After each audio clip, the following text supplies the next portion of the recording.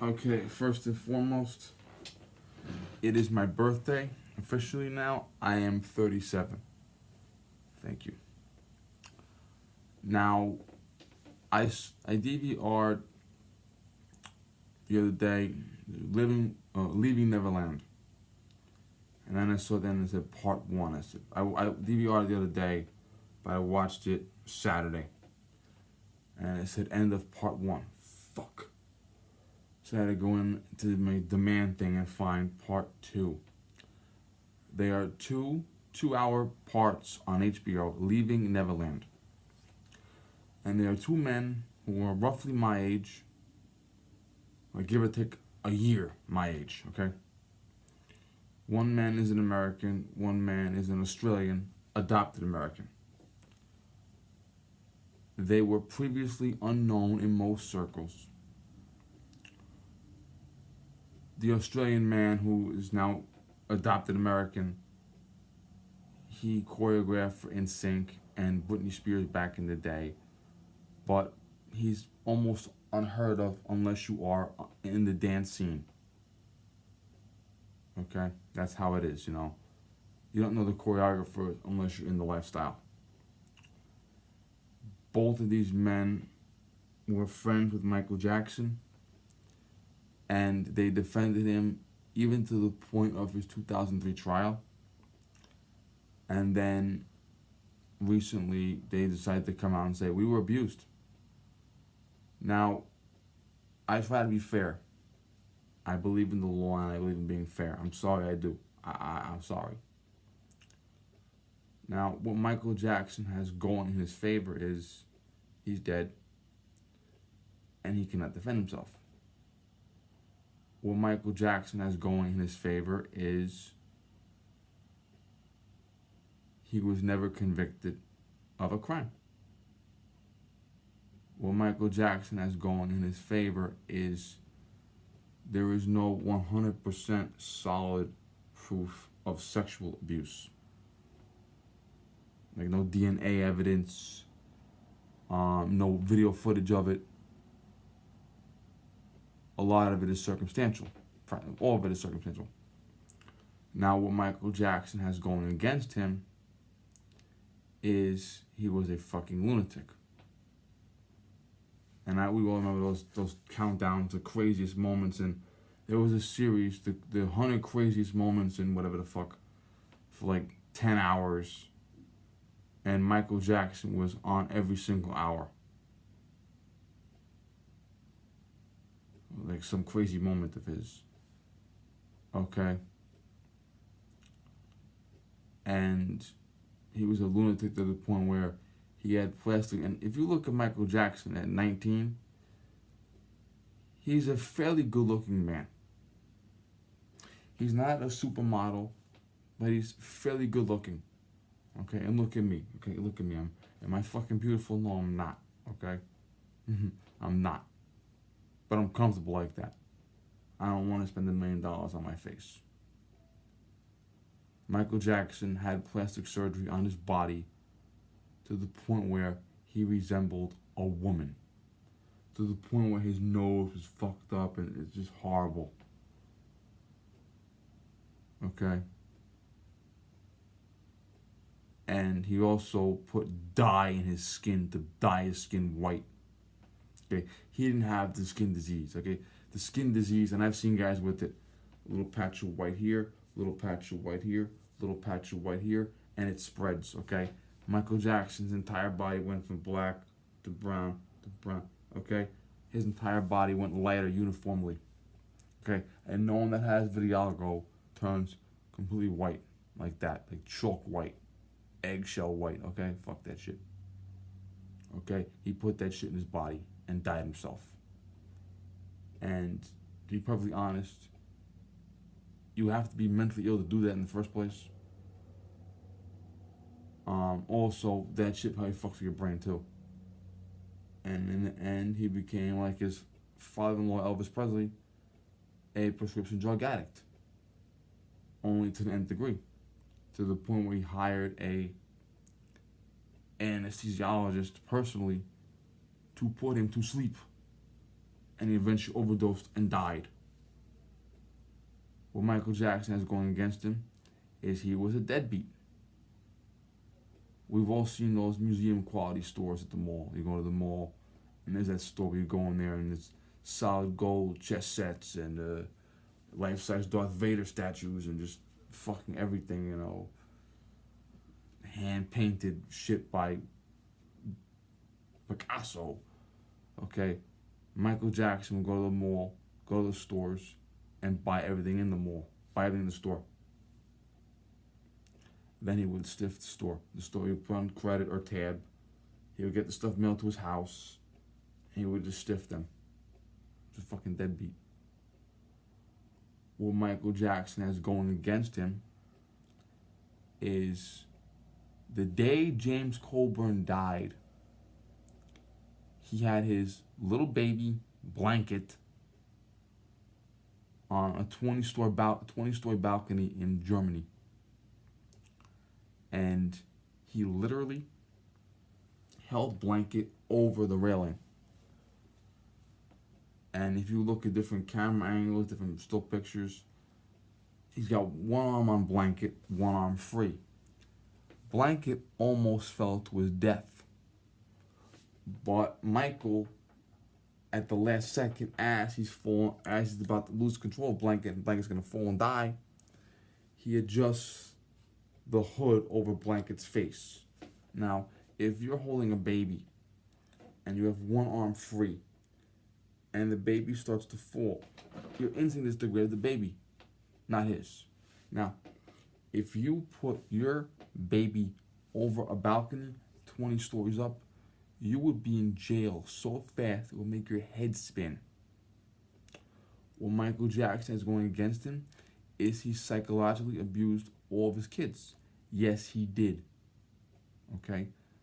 Making them appear in public with hoods. And if you notice, the first time you saw them without hoods was at his funeral.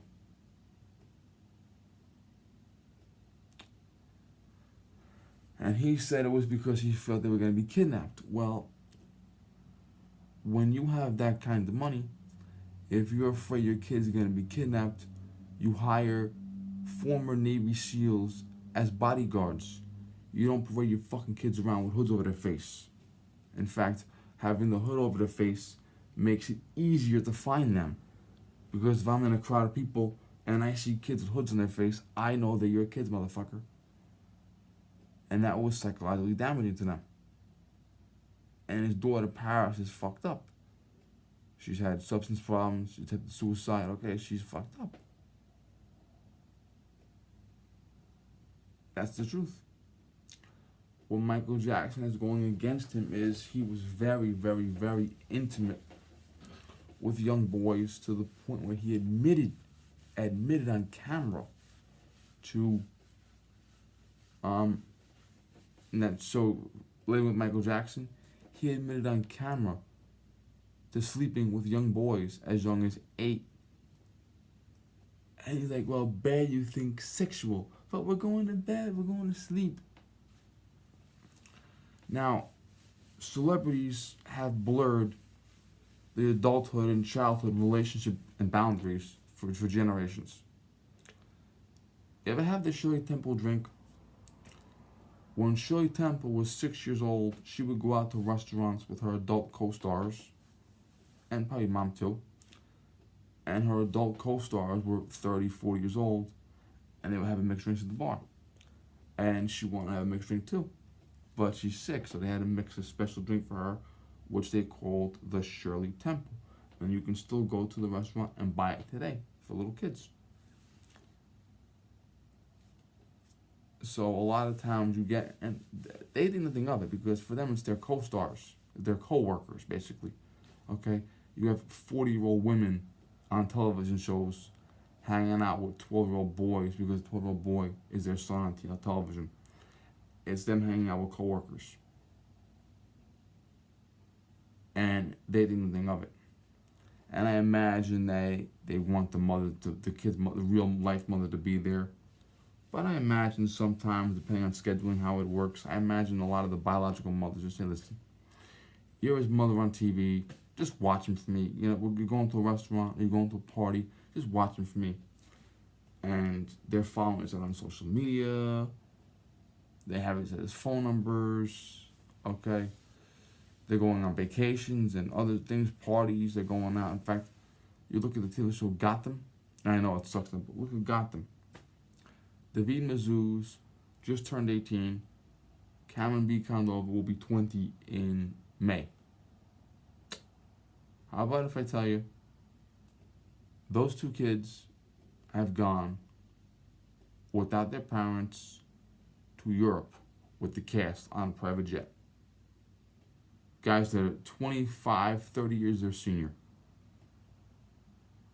They go to conventions, they go to hotels, they go to premieres. They think nothing of it. And I imagine their mothers are calling every 5 minutes and shit like that. You know how mothers are. In fact, I talked to B. Condova's mother once on Twitter when I was on there. Okay? And a lot of parents, these kids, they understand that this is a mentorship for them, you know.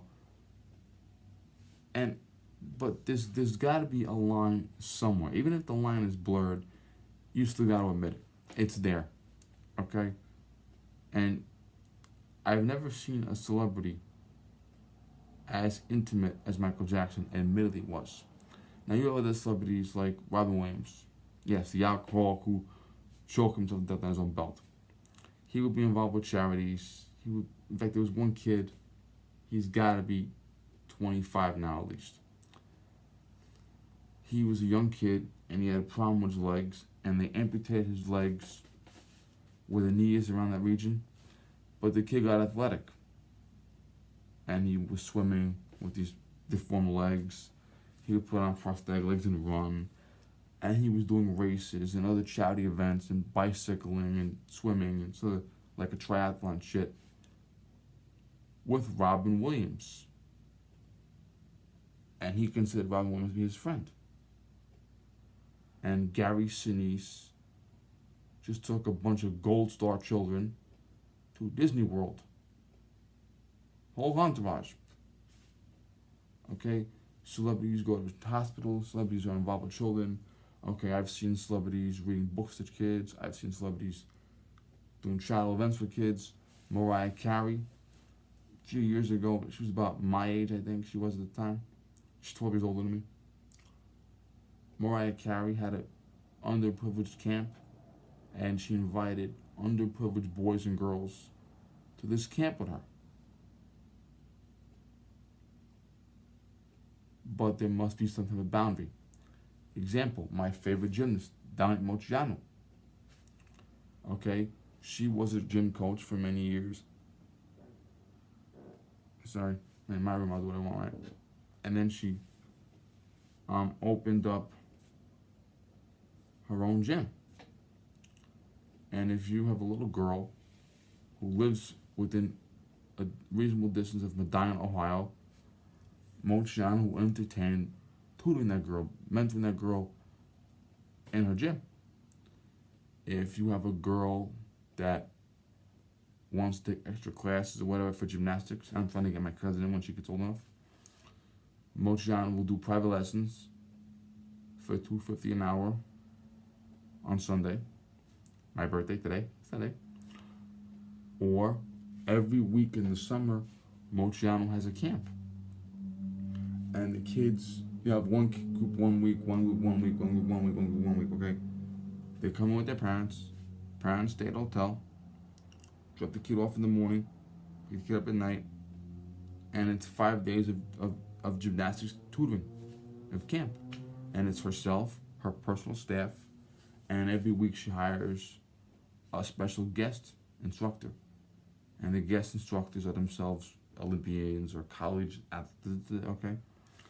And they get autographs, they get leotards, they get t-shirts, okay? But there is a boundary. Okay, Moceanu does not allow anyone over her house. And I pick on her all the time about it because, you know, when I mailed her my book, I mailed it to her gym and she signed it and mailed it back to me.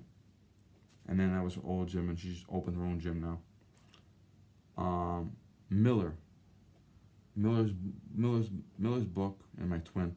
Miller's book was my birthday gift from her to me 2 years ago. The book was physically in her house, but her mailing address was her office. I mailed my book to Gabby Franco, signed it, mailed it back to me. P.O. Box. Okay?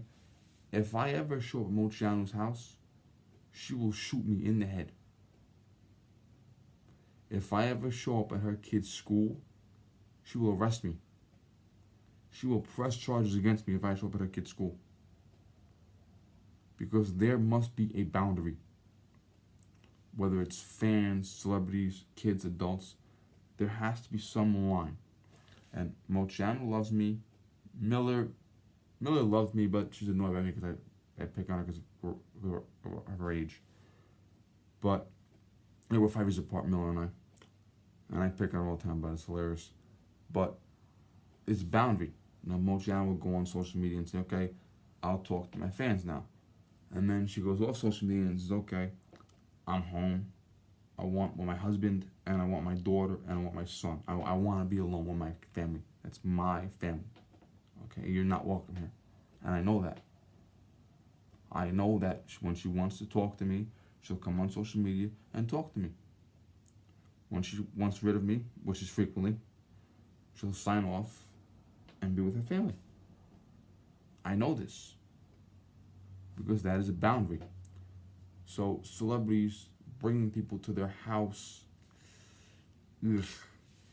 And Michael Jackson entered this mentorship program. Well, Michael Jackson acted as a mentor for young boys. In fact, both of these boys in the documentary are dance instructors now. And they credit Michael with advancing their career. Teaching them how to dance, teaching them how to choreograph, teaching them a lot of things. He was a talented man. Gotta admit that. But there was a boundary, and he never saw it. He would invite these boys to his house. Now, would I invite my young protege or my young apprentice to my house? Probably if his mother would come with him. Probably. Fans, no, not at the house. Apprentice, pupil, employee, yes, I would invite them to my house. But if they're 12 years old or 7 years old, I want their mother there. And at the end of the day, they're going home. If there's a storm and I have to let them stay in my house for the night, they and their mother will sleep in the guest bedroom. The guest bedroom. And the American mother, she, first time they went with Michael Jackson to some event at a hotel. Michael was in his own hotel room. Her son was in her room with him where it's supposed to be. But after a while, the kids started asking to stay with Michael Jackson. Okay, who are the adults here? And Michael would have the boy. And these boys rotate. Like Michael would have a new boy every couple of months or a year as like his sidekick. And they alternated back and forth. They would overlap sometimes. He had two boys at once, okay? Some of them knew each other. This kid, the Australian kid, knew Macaulay Culkin. Yeah, we know Macaulay Culkin, right? Also Corey Feldman. And they would be at the house with Michael Jackson, sleeping in his bedroom, sleeping in his bed. They would go on the road with Michael Jackson to concerts to work with him. And where are they? In his hotel room, in his bed with him. Okay. And the mother, the American mother, she said that one time she was at the hotel and Michael wanted to get her a nice suite. But her suite was not near Michael's suite. It was a little further away. And where was the boy staying? In Michael's suite. And then it got to the point where they would be at the hotel and they'd be on different floors. They would be on one side of the hotel, other side of the hotel. So you've got this boy who's preteen, teen, sleeping in Michael Jackson's hotel room in his bed with the mother on the other side of the hotel room. Is that appropriate? No. If you look at the gymnastics community, they have little girls left alone. Ali Raisman in Australia was left alone at 9 years old. And Larry Nasser came to her room to examine her, and she did not really want him. She didn't feel comfortable with him there. And he sexually assaulted her. And everyone is saying that's inappropriate for the doctor. Yeah, the doctor, right? To go to the hotel room with the kid. Well, if the doctor is an honorable doctor and he's on the road with the team and he has no office and the kid needs an exam, I would have no problem with him going to the room, provided he is an honorable doctor and provided he allows one female adult to stay in the room with the kid during the exam. Okay? So now, when you're on the road, what is Michael Jackson doing in your room, in your bed? What the fuck is this? And the boys admitted it was our idea. We wanted him to sleep with us. We wanted him to be in the bed with him. Okay? Remember the AOL message boards from a decade ago? Before Facebook posted? Yeah, before Facebook there was AOL. They had the AOL topic and they were going through these message boards. And you would go online and talk about all sorts of shit. And one time a guy told me on the AOL message board, the boys wanted Michael in the bed with them. It was their idea, not his. These are not the boys in the document, these are other boys, because he had boys all over the place. Who is the adult, I asked. Okay? If you have an 8-year-old boy that says, you're my mentor, you're my hero, I want to sleep in the bed with you, who was the adult in that situation? Simple question.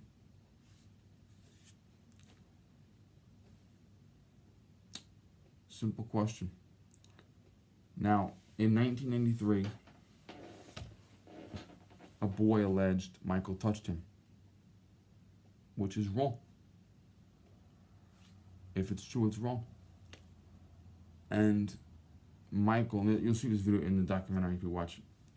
Michael made a statement where he came on video camera and he said, I have allowed the police to photograph my entire body in the nude. Yeah. And he's like, your job sucked. And he said, if this can prove my innocence, so be it. Well, what I saw in another documentary, what they do is they ask the kid, does the person have any distinguishing marks? They won't give them, they'll just say, do they have a distinguishing mark? Now, if you say, Vinny touched my pee-pee, Vinny has a mole on his chin, that means nothing, because everyone knows this is there. But if you said, Vinny touched my pee-pee, or Vinny kissed my, whatever the fuck, Vinny has this on his private parts, that's a problem. Okay? So what they did was they photographed Michael Jackson's body naked, right? And the kid said he has a mark on his body, and sure enough, the mark was on the body. I don't know what the mark was, but they had the mark on his body. And what happened was, Michael paid the families, I think it was 2 boys complained, $25 million apiece in 1993's money. Now, in this documentary, the American mother says that as soon as Michael made those payments, he bought her a house.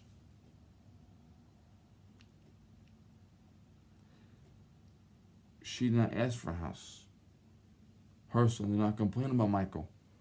But Michael bought this family a house. Why? Was he afraid they would say something? Now, back then, different states, different laws, blah, blah, blah. Back then, if a child was abused, they would ask the parents, do you want to press charges, yes or no? Since then, they've changed the laws, in particular in California. But the law has been changed now in pretty much every state in the country that in cases of murder, in cases of any crime against a child, or in the case of domestic violence, they no longer ask the family to press charges or the victim to press charges. They press charges themselves. Okay? So the mothers in 93, if they made a deal today with Michael Jackson or anyone else, I will drop the charges against you if you give me $25 million, regardless of who makes the offer. Not only would they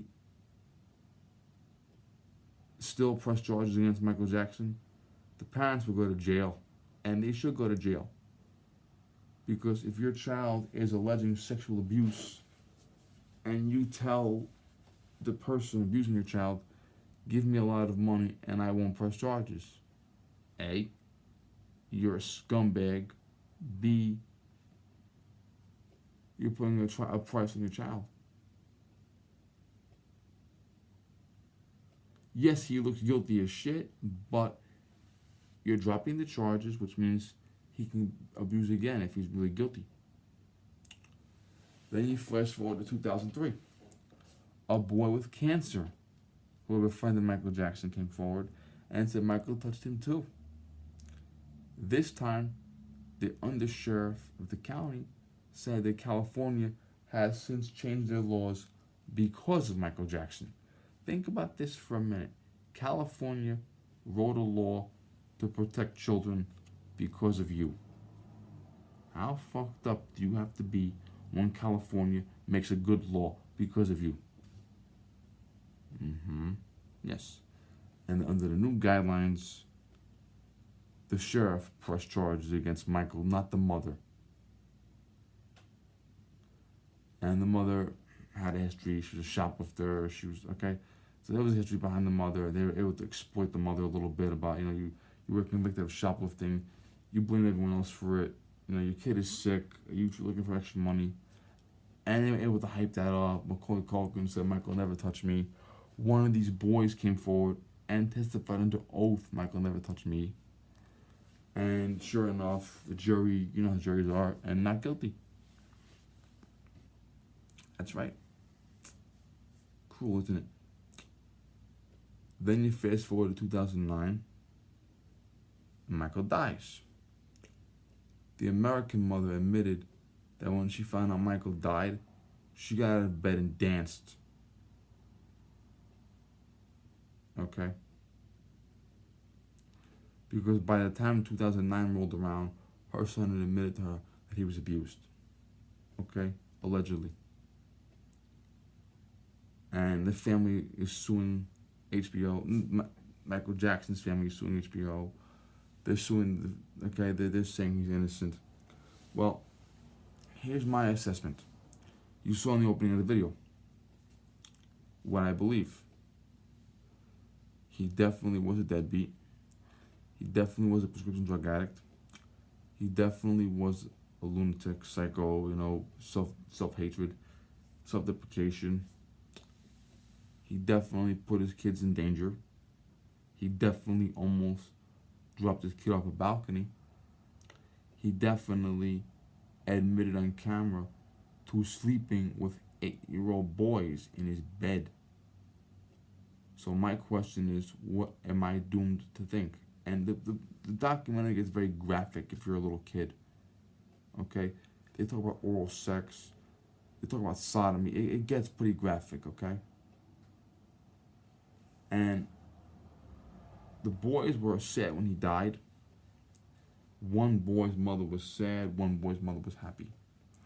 But over time, and they got married and had kids of their own, and they started to realize, what if my kid is abused?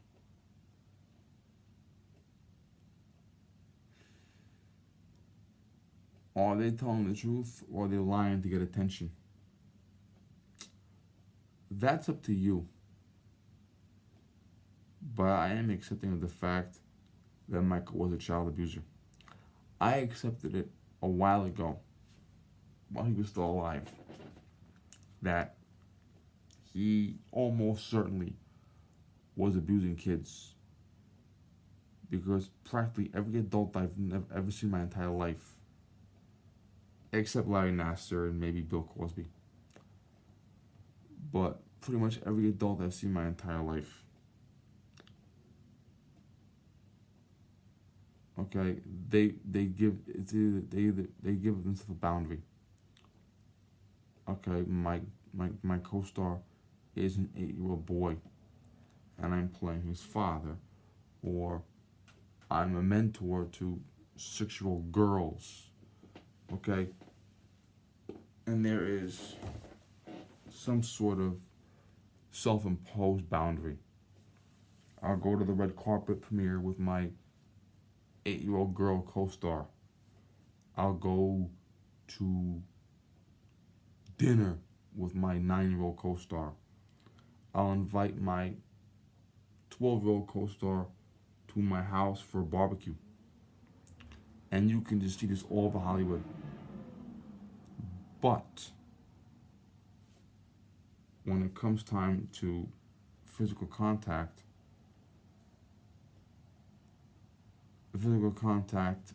maybe a kiss on the forehead. Okay, maybe you got a 40-year-old guy and a 11-year-old girl who plays his daughter on TV. Maybe he'll kiss her on the forehead. Okay? But they draw the line when it comes to the bedroom. They draw the line when it comes to sleeping arrangements. They draw the line. They say, okay, we're going to go on tour. We're going to go to a premiere at a hotel. You're going to be in your room. I'm going to be in my room. Your mother can't come. She asked me to watch you. You're going to go in your bed, in your room, and I'm going to call your mother and tell your mother you're safe. And that's the boundary they draw. See, we're not in that type of lifestyle. We don't know that, okay? If we're going with little kids on vacation or to restaurants, it's because they're our family members and stuff, okay?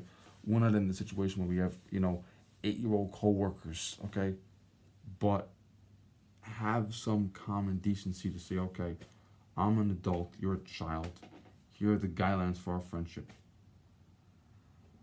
Okay? You don't kiss me, you don't hug me, we shake hands, okay? If the script says I gotta kiss you, I'll kiss you. But only if the script says it. Okay? We sleep. I sleep in my bed. You sleep in your bed. Your bed is in your room. My bed is in my room. If your mother comes, you sleep with her. Okay? You do not come in my room. You knock. And if I'm decent, I'll open the door. If not, you'll go away. That's the boundary we have to have. I'm sorry, but that's the way it's got to be. And parents, your kids dance, your kids sing, your kids act, that's fine. I have no problem with that.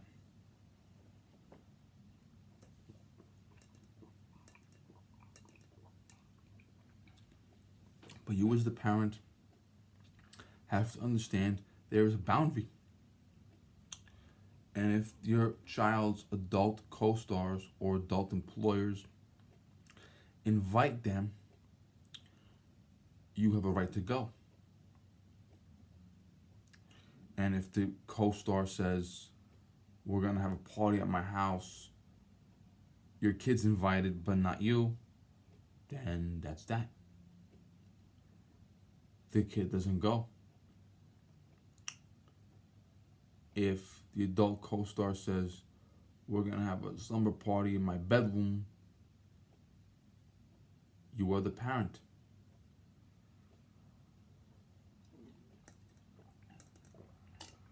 Mouth is dry. Okay? You are the parent. if the co-star wants the kid in their bed, in their bedroom, okay, if you're on one side of the hotel, your kid's on the other, you are the parent. This could have been avoided if the parents said, no, you are not sleeping in Michael Jackson's room. See, it's one thing if you have a television show where you have a 15-year-old girl and a 10-year-old girl playing sisters, and they want to have a sleepover. Fine, okay? They're 10 and 15. They're on television. They're playing sisters. Fine, okay? But when you've got 40-year-old men and 7-year-old boys, okay, there is a boundary. And if you can't see that boundary, you are just as wrong as they are. That's the that this could have been solved by the parents saying, no, Michael Jackson, you may not sleep with my 8-year-old boy. No, Michael Jackson, my 11-year-old son will not come to your house for a summer party. Okay? How hard is it? How hard is it for you to say, no, you, an adult, may not sleep with my child?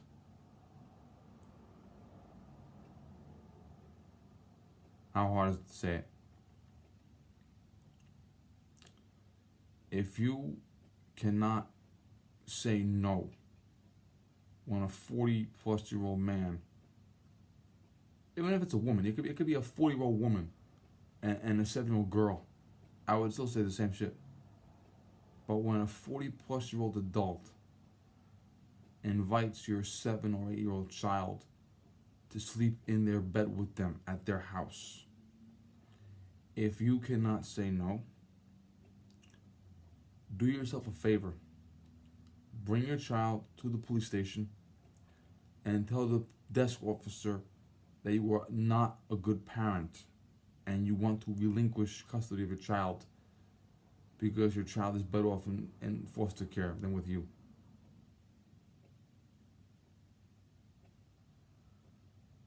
And while you're at it, ask the police officer to press charges against you for being a bad parent.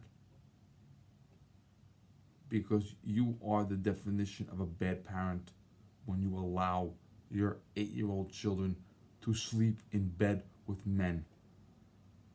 Or even women. Let's face it, there's a boundary there. There's an age boundary. I would not allow myself to. If I were a big celebrity, okay, I would not allow myself to.